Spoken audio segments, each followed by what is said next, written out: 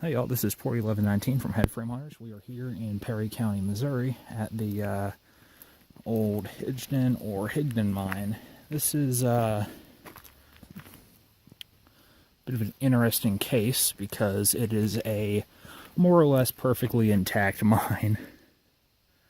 This was a lead, zinc, nickel, cobalt, and possibly copper mine that was started by the Bunker Hill Mining Company. They discovered it back in the 50s, sunk the shaft in, I think it was 67. Yeah, they sunk the shaft back in about 67, and almost immediately the market conditions crashed, and it was no longer economical to operate the mine. So it's basically sat here abandoned ever since. Doe Run did some work back in the late 90s trying to rehabilitate it.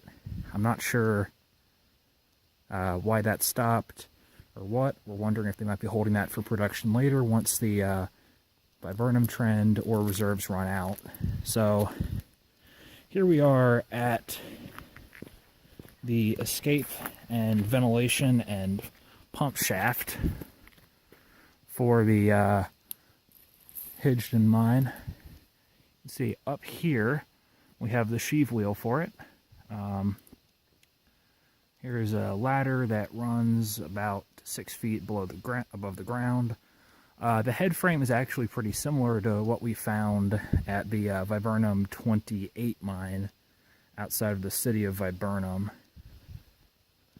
That was, I think, back last spring or so. Yeah, so this head frame is in good shape with the exception of surface rust. The shaft is right here.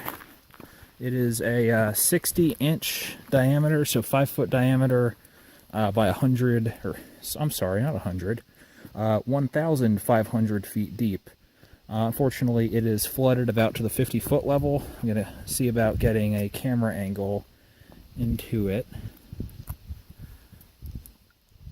Okay. That's actually pretty workable. So you can see there's water down there. Gail, could you go ahead and drop a chunk of rock down there?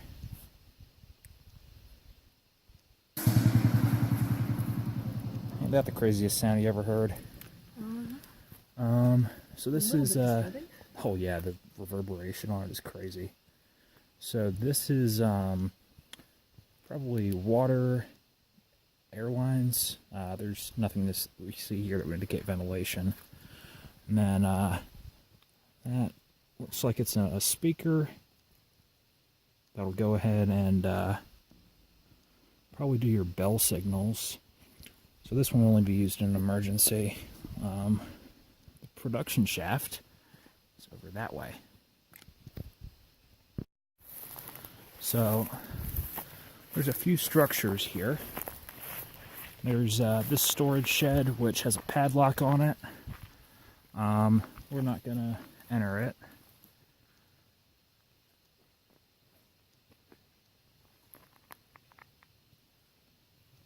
And there's this, which we think might have been the change house. This structure here, which we know for sure to be the hoist house, given its position relative to the two head frames. And then here is the head frame that we were looking at just a moment ago. Now, okay, we are now making entry into the dry house / change house here in the Higdon mine. All right.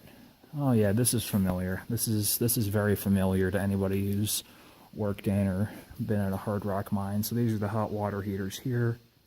This is where miners would shower or change in and out of their underground clothes before and after a shift. We got showers here, just your usual communal shower arrangement. Probably the toilets in here. Yeah, this all got frickin' ransacked. I don't know what's up with that.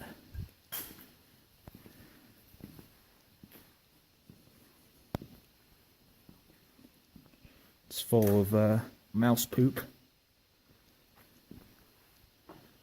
No surprise. Some soda cans. I don't know if those are from when the mine was operating or what. Not operating, but when Doron was working on it back in the 90s. Yeah, so they had a drop ceiling. I think this may have been an office. It doesn't have any plumbing on the floor. Okay. There's a shower drain. Right there. That's not what you want to see with your studs. No, it's not. What does that look like? Cedar to you? Or Yeah. just really old pine? Probably cedar. It looks like cedar, and there were some impacts that took it down. Yeah. Somebody tried on these too, but I'm guessing this is just teenagers deciding to destroy things in their spare time. some not. I don't think it's anything consumed. Yeah. Not normal teenage door. They're not usually that thorough.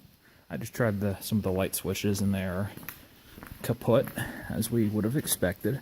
We were halfway wondering, based on what Doran's status was on this one, if they might still be paying for power here and running the pumps to keep the mine dewatered.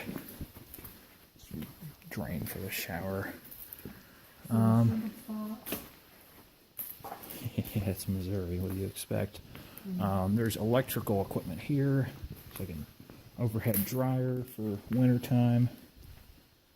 Got water piping along the floor. And yeah, here's the breaker boxes, all full of insulation, mouse poop and stuff. Shoot. Yeah, they pulled everything out.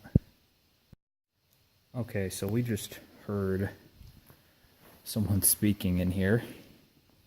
I'm not sure what to think of that. Within the confines of the building? Yeah. Which, Building is empty. That was a man's voice.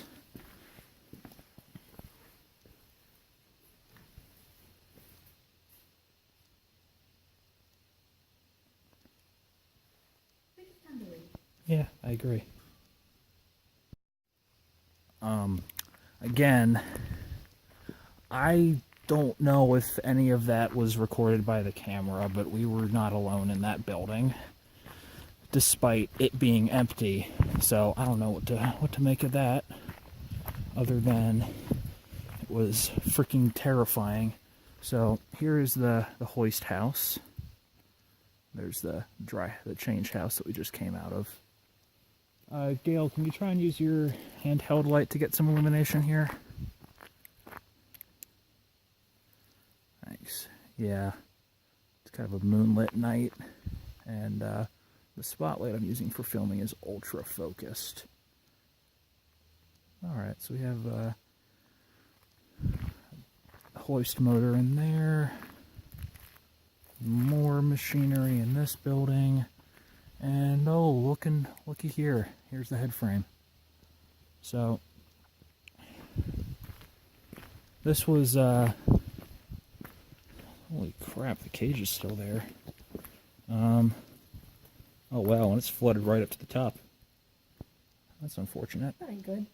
We were halfway hoping that we could go down a few steps on the manway. Of course, that's backfill too. What's going on here? Okay, so the shaft here is backfilled-ish. I don't know what the hell they were thinking that would do, given that someone could still easily fall down the escape shaft. There's whatever the hell This is.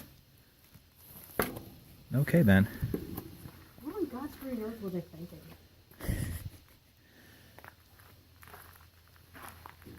Yeah, so based on the crap here, I'm gonna say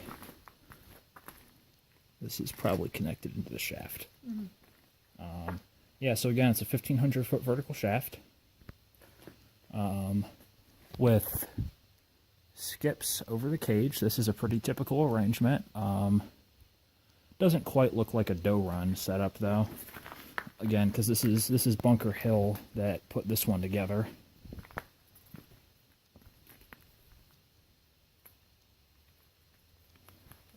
Yes? I'm gonna step up there, okay? Okay.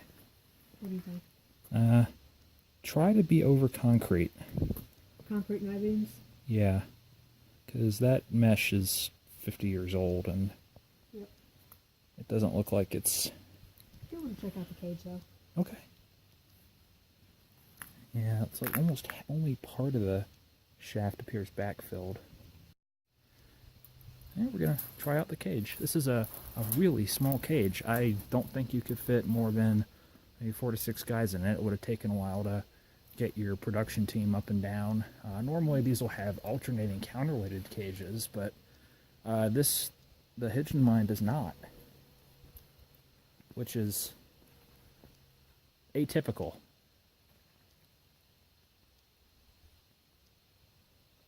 Some electrical equipment. So these cross braces on the head frame are actually very similar to what we observed at the St. Joe number 25 shaft southwest of Farmington. It actually could have been the same guys that built the head frame. You never know. I don't figure there's too many companies that build those.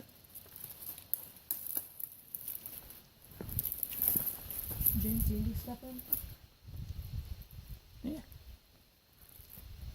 Might be a good idea.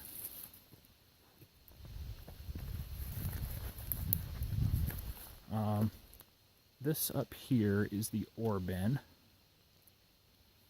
Goes up pretty far. As far as we know, they'd never pulled any ore out of this mine. It shut down before. Yeah, as far as we know, it shut down because of market conditions before they ever pulled any pay ore out, which is odd. Wait a second, this isn't a single compartment shaft. We weren't looking. I think? Wait. What the hell? No, it is a single compartment. Okay, that's the cam slot where the cam pivot pin on the skip will engage and then dump it into the ore bin. It'll kind of break it halfway in the middle or tip it to dump it.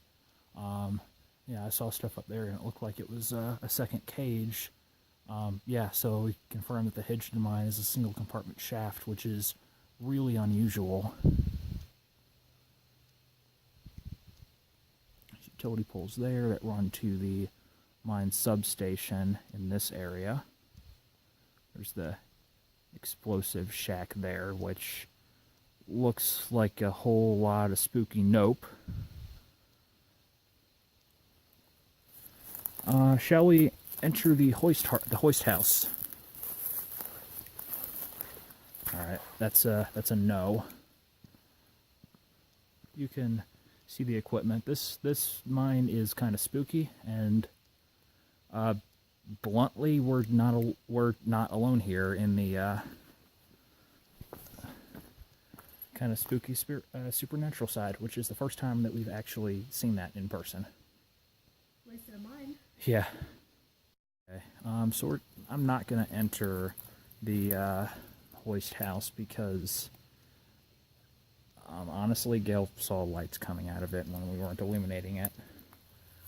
This place is interesting, but yeah, this is the hoist for the main production shaft here at the Higdon mine. Up there, this hole would have been where the cables run up, and they then run up to the sheave wheel on top of the head frame, and are then directed down to the cage. So they pulled the cables off here, which is probably wise because, I mean, that's a consumable item, and if it were left here for 50 years, it's not like structural steel. It'll rust to the point of uselessness. But yeah, they basically left all of the other equipment installed here. This is another structure, kind of damp here, with another hoist motor, and it echoes. Echo! Yep. Electrical infrastructure here. Another hoist. Actually, this is a huge unit, like kind of a double drum type deal. You can hear it echoing off the walls. It's a, Nordberg hoist. If you can read that right there. I think that's a friction hoist. I may be wrong. I'm not extremely well versed on shaft hoisting stuff. There's an equipment pit down in there.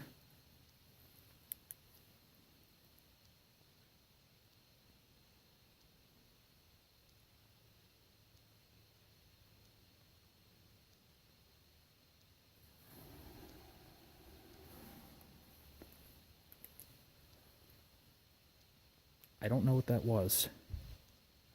I think it's time to go. Yeah, I think that we have basically seen everything that we have been meaning to here at the Higdon mine. This has been Port 1119 of Headframe Hunters. Thank you very much for watching. Yeah, adios, y'all. Thank you.